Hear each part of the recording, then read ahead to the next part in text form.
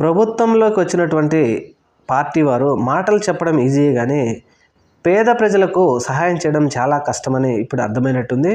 అలాగే వైఎస్ జగన్మోహన్ రెడ్డి గారు తీసుకొచ్చినటువంటి వ్యవస్థ ఇప్పుడు ముఖ్యంగా విజయవాడ నగరంలో వారే ఉపయోగపడుతున్నారు. అది గ్రామ సచివాలయం కావచ్చు, వాలంటీర్లు కావచ్చు.